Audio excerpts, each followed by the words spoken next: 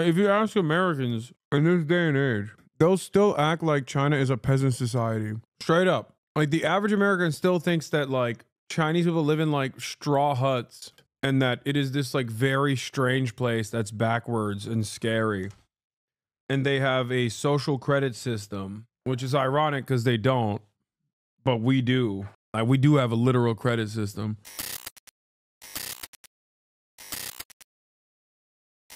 Maybe if he spent less time criticizing Asmongold, he could have made sure that there was necessary protections. Who am I kidding? Of course, Elon has no say in what happens on any of this stuff. Actually, he does have a say, but only in a negative way. What are those? Look up, everybody! Look up! Look up! Are those shooting stars? What is that? What are those? Look up, everybody! Look up! Look up!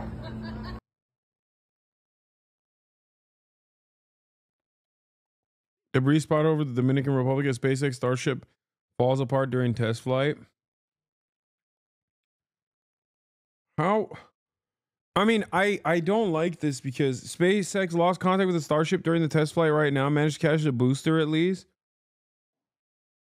But I don't understand because it's like, wait, was this actually commandeered by someone? Are they dead? What's going on? Or was it an unmanned flight?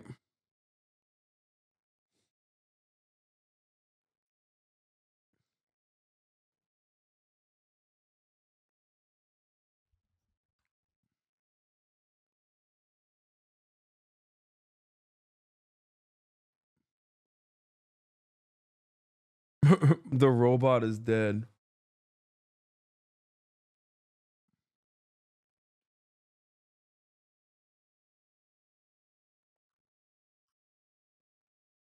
It was unmanned. It was a failure. They have launch streams you can check out. But as you mentioned, Stephen, just the covering the form on the going on. The payload deployment that we're seeing now here on SpaceX's stream of the PEZ dispenser, as they've nicknamed it, popping out those satellites one after the other. I'm curious to see how quickly are they really going to fly out of the payload bay that quickly when they deploy, or are they going to be spaced out at a slower? Wait, are these Starlink satellites that they're posting up there, or no? It was unmanned. That it was a failure. They have launch streams. What is the payload, chat? Space junk. Yeah, no, that's it's just popping out junk. Speed. Eager to see all of that, and it's one of the things that is entirely new about this flight, as you mentioned. Yeah, I'm curious to see if they have any cameras that are on these simulators. Love to see some views. It was a dummy payload. Wait, really? Go to 38 minus 38 to see the launch start?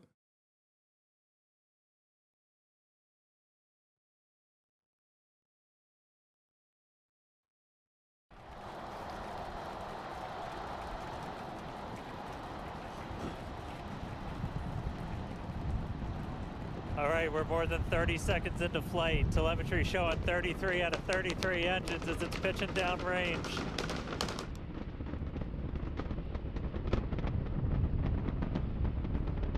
Now more than a minute into flight.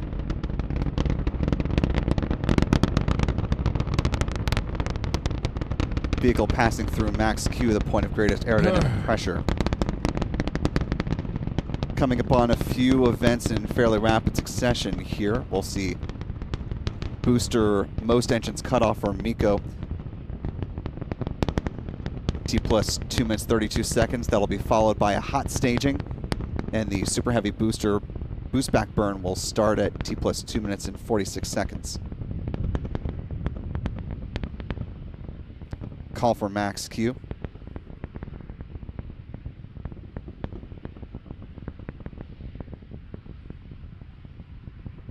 I'm on to explain. I mean, I know what he would say, which is that getting mad at Elon Musk for something like this is very stupid. That SpaceX does a ton more testing and launches and has been able to greatly improve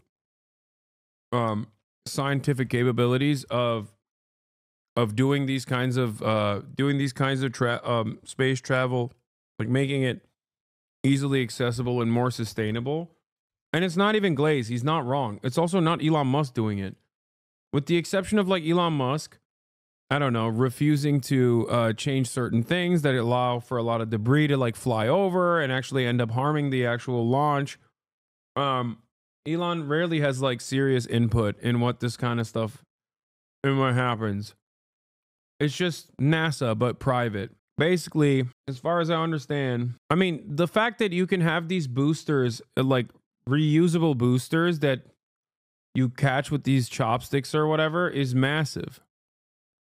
It's true. Elon has nothing to do with it. He's just the guy who gets to take credit in the aftermath. But they have they're constantly testing. They're constantly testing. So how does it help advance society? Genuine question. It just looks like show off. Space travel? A lot of stuff that you have as commonly used household appliances came from NASA. Because of all the technological improvements we made for space travel, including but not limited to fire retardant gear that firefighters wear, like it's not even a question. I love the final frontier. I love space travel. I just wish it was done in government hands and that there was no fear of scaling it back, basically. But unfortunately, because NASA was never able to maintain adequate funding, we now have this weird public-private partnership. Space travel is not going to happen. That's pure sci-fi. You're wrong. You're so wrong. First of all, it's already happening. So it's ridiculous. Like, I mean, think about it this way, man. There's a literal international space station up there. Okay? And people go to it routinely. Like astronauts fly up to it. Sometimes they get stuck at it if they're flying up with a Boeing vessel. But like, that's a thing, you know? Think about how insane that is. That is a thing that exists right now. Yeah. We've gone to Mars at this point numerous times with different unmanned vessels. We've landed on the moon. What are you talking about? Space travel will be never a real thing. Unless you think all of that is fake news. I don't know. I think it's very important. And I think it's good that people are working on it. All right. Space travel currently is not possible. It's all sci-fi shit at the moment. I don't know what you guys are talking about. If you're talking about traveling to like anything outside of this galaxy or even traveling to Mars, yes, you're right. I don't think that we are anytime soon going to be able to travel to Mars. Not going to happen anytime soon. But in terms of like space travel in general, it already has happened and it will continue to happen. And I think it will even become commercialized as well for extremely wealthy people like what is it, Blue Origin or whatever Jeff Bezos loves doing.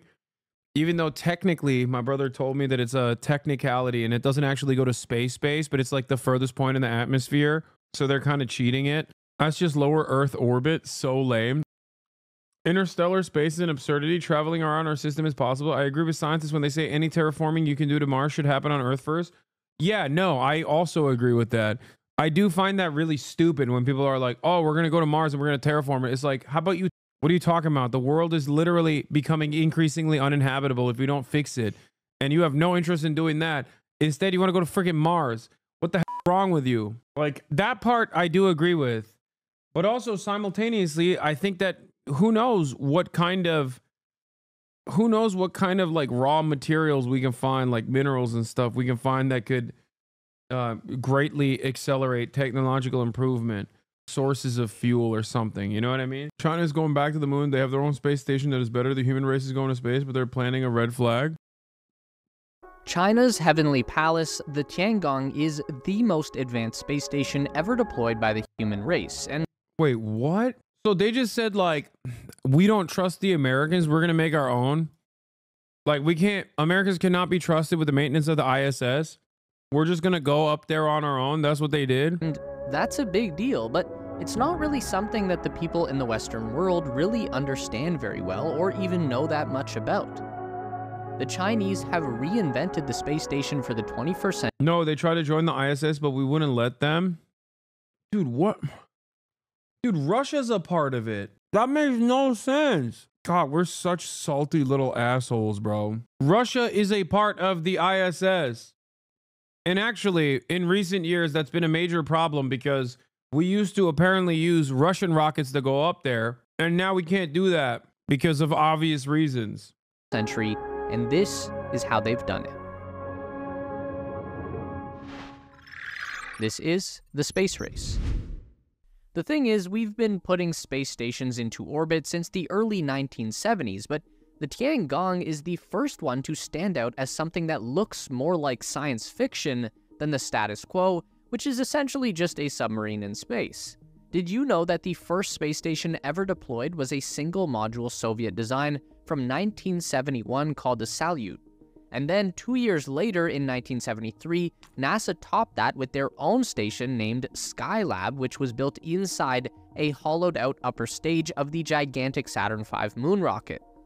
But it was in 1986 that the world saw the deployment of the first-ever modular space station, which the Soviets named Mir.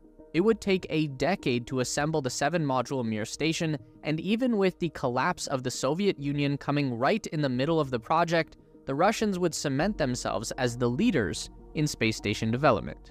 So when we finally arrive at the International Space Station that we all know so well today, we can see that it shares a lot of resemblance with Russia's Mir. In fact, given that the Russians had decades of experience with multiple space stations and NASA had virtually zero practical knowledge, I don't think it's unfounded to look at the ISS more like a Mir version 2.0, because it's pretty. In the field of scientific discovery, the refusal of international cooperation is perhaps one of the dumbest self-goals of all time. It's just so incredibly stupid. You're just cucking mankind for perhaps the dumbest reason. Incredibly frustrating predicament.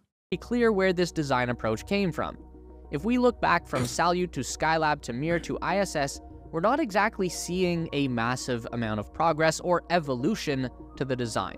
If anything, the Skylab really sticks out as being the nicest space station of the bunch, and that was literally 50 years ago. The Soviet design aesthetic that carried over all the way to ISS has a lot more in common with a submarine than the Starship Enterprise. It's cramped, it's cluttered, there are pipes and wires and God knows what else sticking out from all angles. Now we flip forward to China's Tiangong, and the difference is night and day. There are only about 20 years between the ISS and Tiangong, but it looks like a century worth of progress. The Tiangong now consists of 3 modules forming a T-shaped space station 55 meters long and 39 meters wide that orbits around 400 kilometers above the Earth's surface. The Tianhe is the core command module, first launched in April 2021. The Wenxian experiment module serves as a combination of crew quarters, research lab, and airlock, which was added in July 2022.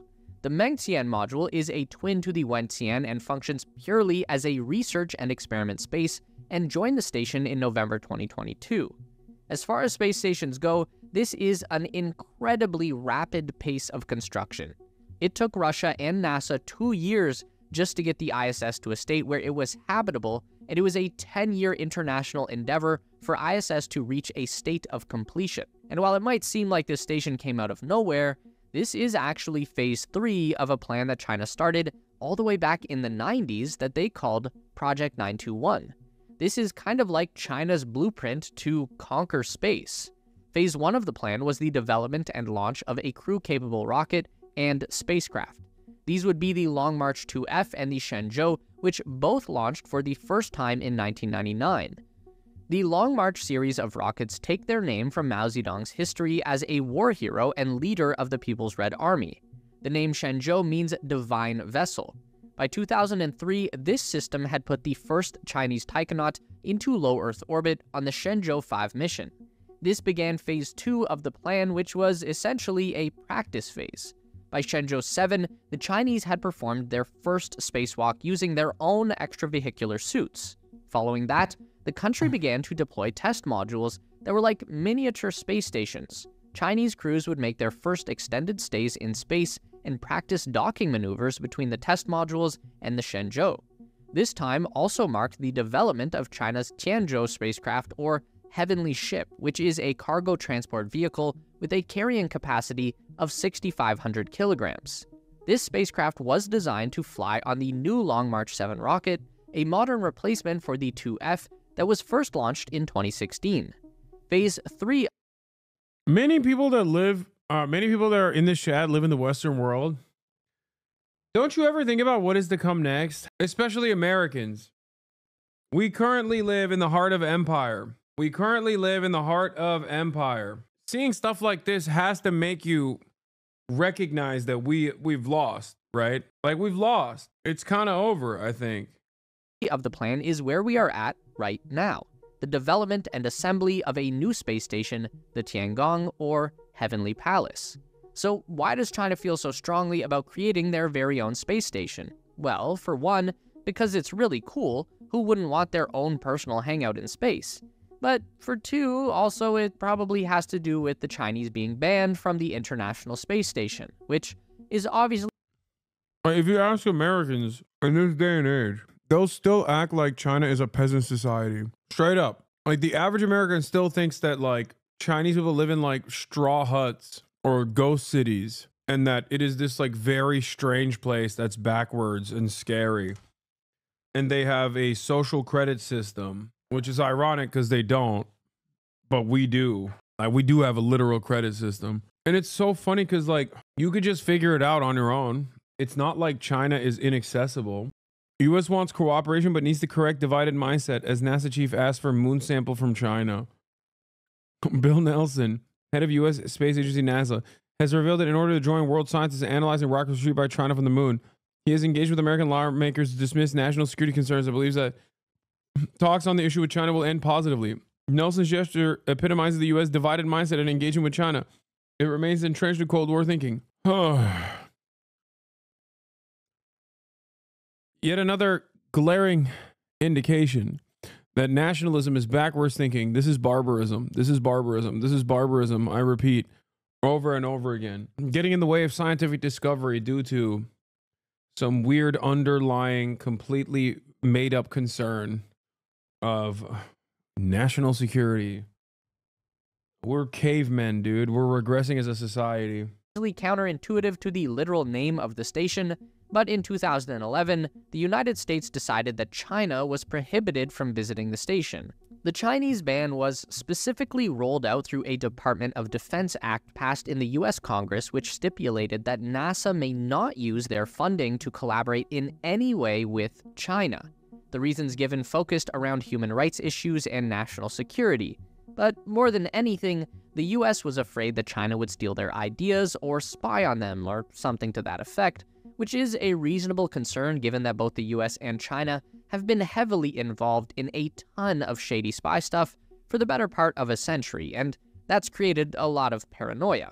Anyway, the Chinese decided to hell with them, we'll build our own, and here we are. The first thing that you'll notice about the interior of the Tiangong is that it looks spacious and wide open, especially compared to the ISS. Tiangong has a very minimalist modern design. What's interesting is that the outer diameter of the Tiangong modules are nearly the exact same as the diameter of the ISS modules, about 4.2 meters or 14 feet across. So the difference is in the volume of internal space available. There are a few reasons for that. For one, the ISS modules are typically much shorter with more connection points in between that create bottlenecks in the structure. For example, the Destiny Lab on the ISS, which is the primary operating facility for US astronauts, is 8.4 meters or 28 feet long, while the Wenxian and Mengtian modules are both 18 meters or 59 feet in length. And for two, the technology on Tiangong is just much more modern and therefore smaller and able to fit into a smaller space.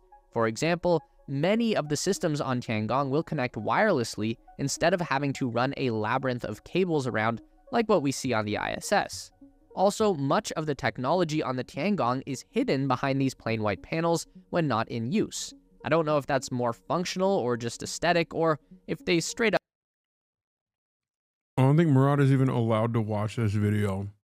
Chatters. He works in space travel for, you know, technically for the American Department of Defense. I feel like if he even watched this video and got got in his feelings somehow, I feel like it would raise a red flag in in additional security clearance lie detector tests or whatever. They'd be like, hey, have you ever watched a YouTube video about Chinese space travel that made you feel like they were awesome? Beep, beep, beep, beep, beep. Don't want anyone else to be able to see what they're working on, but it does make the station look very clean and modern. I love strategy games and history, which brings us to today's sponsor and a game that has genuinely impressed me, Conflict of Nations. Picture this, it's the late 20th and... How have you being his brother never harmed him? He doesn't tell me shit, brother. What do you mean? Because he's a smart and diligent worker who doesn't fuck around. Like, he loves his job in spite of the many difficulties, and he doesn't tell me nothing. In early 21st century, a time of modern warfare where strategy isn't just about commanding units on the battlefield, but managing resources, alliances, and cutting-edge technology. This is where Conflict of Nations steps in.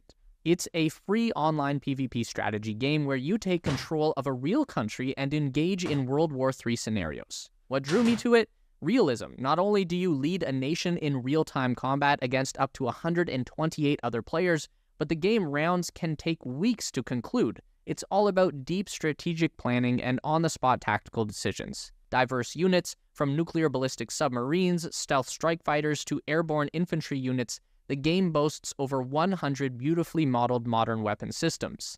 Tech and strategy. An extensive military research tree offers over 250 items for you to explore and enhance your nation's capabilities. Collaborations.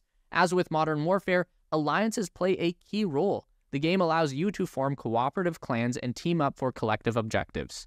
Accessibility. And the best part, whether you're on PC or mobile, you can dive into this game seamlessly with The clearance questions are mostly about financials, contact with foreign governments and crimes, mostly to see if you can be blackmailed. No, I know.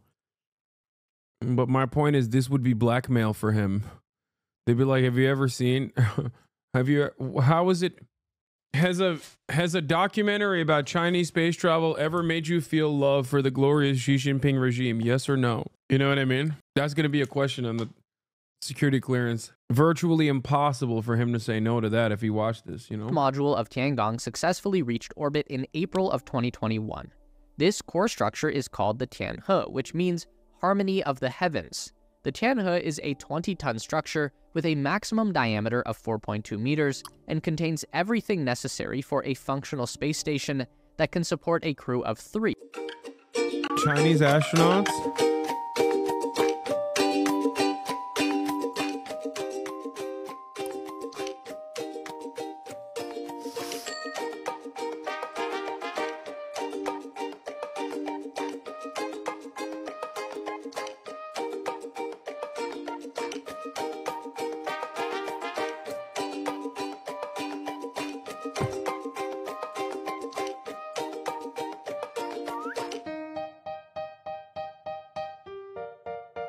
China has created a special thread so the red flag never fades like ours on the moon. All of US flags on the moon are either white or have been destroyed.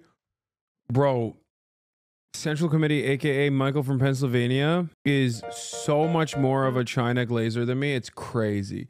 Even he eats Xi Jinping's dick so much sometimes. Even I'm like, come on, bro, just dial it back a little bit. Like, you're gonna get us arrested. You know what I mean? Yeah, Mike from Pennsylvania, more like Mike from Beijing. Beijing.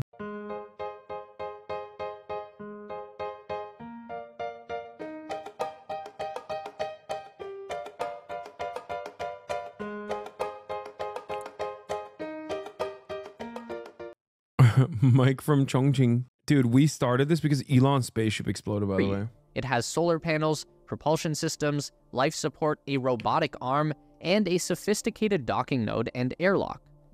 There are 3 modules. Starting at the smaller end, there is a spherical multi-docking node. This has 4 ports, with one obviously being permanently attached to the Tianhe. The port opposite to the core module is the main docking port for the station. This is where the Shenzhou crew vehicle can dock. The 2 side ports on the multi-docking node are berthing ports for the twin research labs to the core module. The bottom port on the node is a second crew docking port.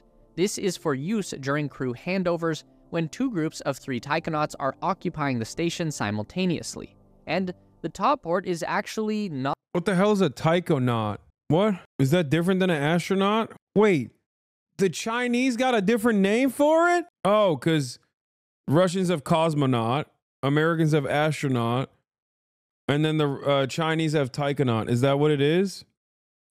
Everybody's got a different name. Is that what it is? It's a type of devil fruit. Okay, what about the European astronauts? What are they called? Like, what about an Australian astronaut? French? Spationaut? No, you're lying. Stop. I gotta look this up now. God, get the frick out of here, dude. Stop. What are French astronauts called? Oh my God, you were right. You weren't lying. It's called spationauts. What are Italian astronauts called? Lame. Nothing. What are Malaysian astronauts? Wait, the Angkasa program was initiated by the Malaysian government to send a Malaysian to the International Space Station on board Soyuz. The program was named after the Malay word for astronaut, Angkasa. Wait, what are Polish astronauts called? Probably still cosmonaut, I suspect. Yeah, they're still called cosmonauts.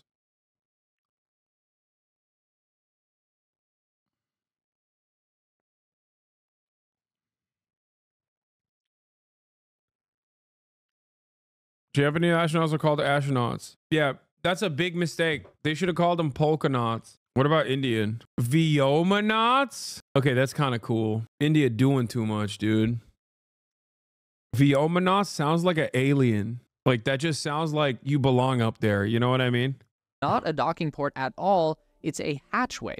This is for the crew to exit the station and perform spacewalks. Moving up. Pound for pound, India has done way more for NASA than most space programs, actually. No, I know Indians are going crazy on the space stuff, too. To the narrow cylindrical section of Tianhe, this is the crew quarters. There are individual bunks for 3 crew members and all of the necessary facilities like the space toilet.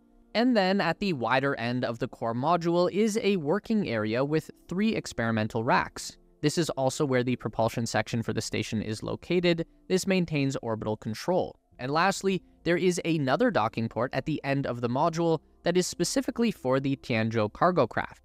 This is also a future docking port for the Chinese space telescope. The Tianhe is also the module that supports the station's main robotic arm, which is 10 meters in length. It's a little shorter than the Canadarm2 that is currently in operation at the ISS, which is 17 meters long, but the Chinese arm does have a similar capability and the Bro, it's not the size, okay? It's not the size of the wave that matters, it's the motion of the ocean. Chill. Possibility for expansion. More on that in a bit. On July 24th, 2022, China launched their Wenxian Research Laboratory module for the Tiangong. The name Wenxian translates as Heavenly Quest. This is another 20-ton structure that was deployed on the Long March 5B rocket.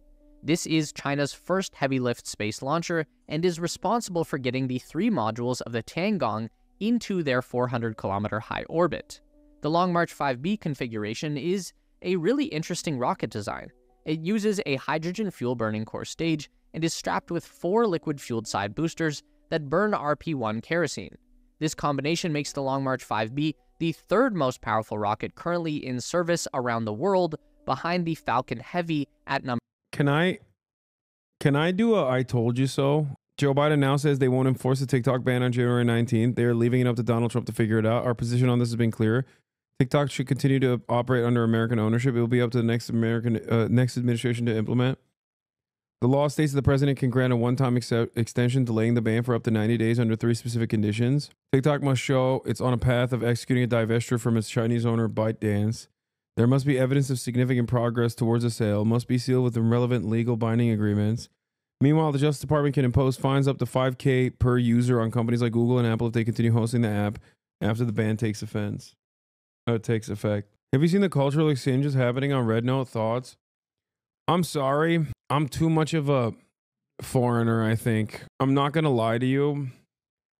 Like, the way that Twitter and well-intentioned people treat Chinese people like they're a fucking alien species is like kind of weirded me out as someone from Turkey.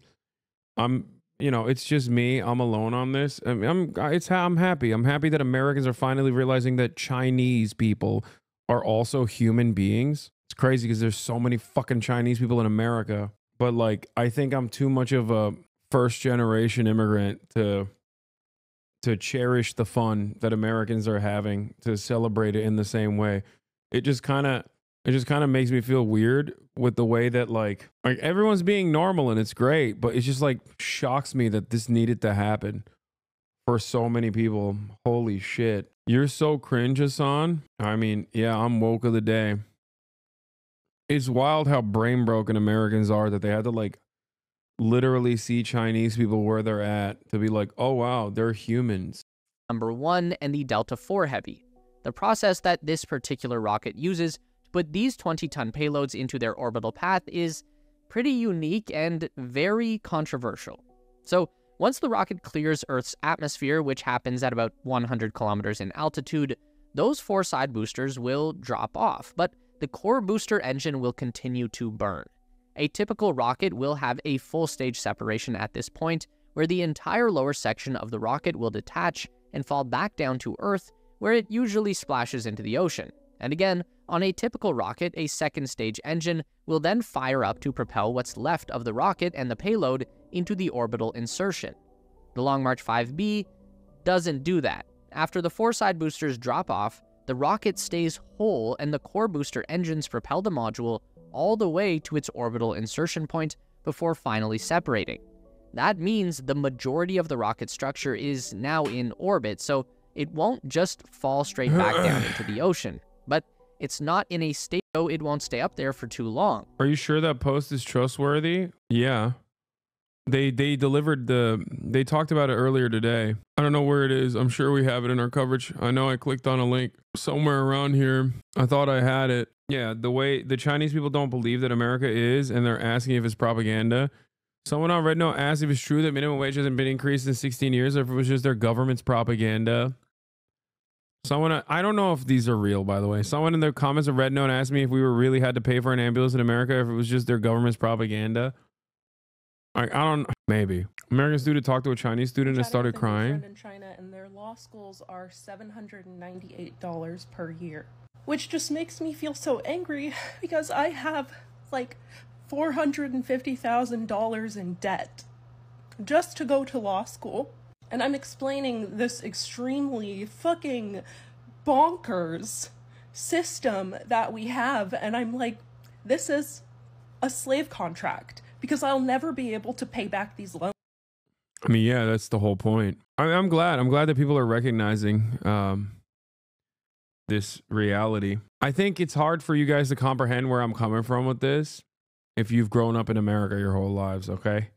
Or if you're an American originally and did not grow up in a different country, because it's a reminder that like no matter how woke someone is, no matter how open-minded someone is, they still like literally think you're kind of an alien if you're not raised on US soil, you know, with that real American education. But yeah, I mean, this is like what I actively try to communicate to people that will listen here on a daily basis, which is that, yeah, these people are just like normal people. And also they don't live in this like insane, insane censorious shithole or something. It's going to circle the Earth for a few days as it slowly loses altitude and gets pulled back into the atmosphere. Now, these are just too big to vaporize like a regular satellite. It doesn't stay whole, but chunks are going to make it all the way down to the surface of the Earth. And that's why this particular Long March 5B booster stage broke up over the Indian Ocean and rained down scrap metal over the islands of Indonesia. Anyway, the Red Note discourse has done a lot to teach people that China isn't this underdeveloped third world country. I mean, even if a country was an underdeveloped third world country, the people in it are still the same as you and I, you know? Found out where Joe Rogan gets his news from? Setting fires, and he had a UN debit card. What? And he had a bunch. I'll send it to Jamie. The guy that got arrested for. No. I'll tell you which which fire it was. No. But he got arrested. He had a UN card. I'll tell you exactly. This kind I don't of wanna this fuck kind of this up. tragedy brings out the best in people and the worst in people. Why is this guy on Joe Rogan still? Like, even, oh my God. Oh my God. Let's The one see. thing it does is in these communities, it brings all these people together.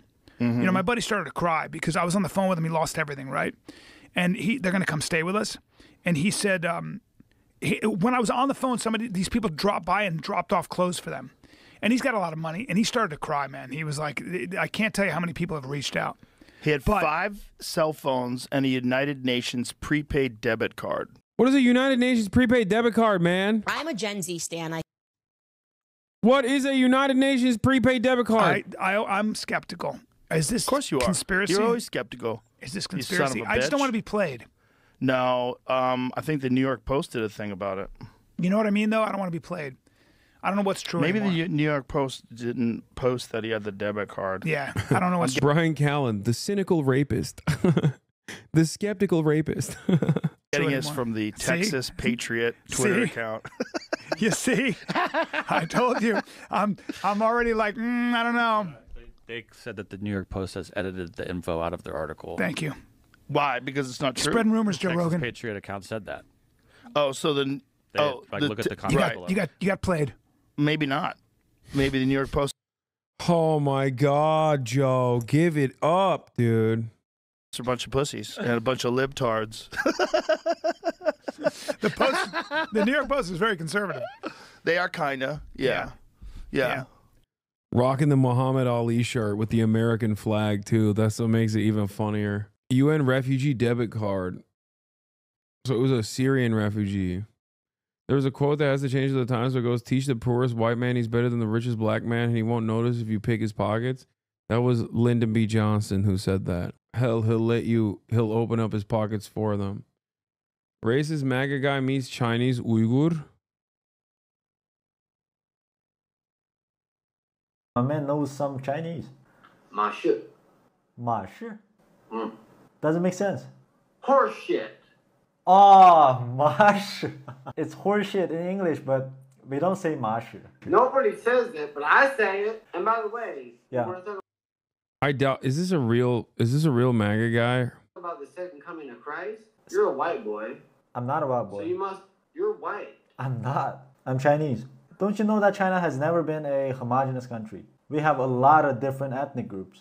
Bro, I want you to go to the bathroom right now. I want you to take a look at the mirror. I want you to say, I'm not a white boy. I'm not a white boy. I'm not. For fucking real. Yeah, for fucking real. I belong to the ethnic group called Uyghur. You probably heard of that. Yeah. Wow. Wait, why is chat not correcting him for saying Uyghur like they do every time I say it? There's always a motherfucker in the chat being like, Hasan, I'll have you know it's called Uyghurs, not Uyghurs. Yeah. Oh yeah, he has a Kerry Lake plate behind him. He is a MAGA guy. Never mind. Oh, Xinjiang? Yeah, Xinjiang.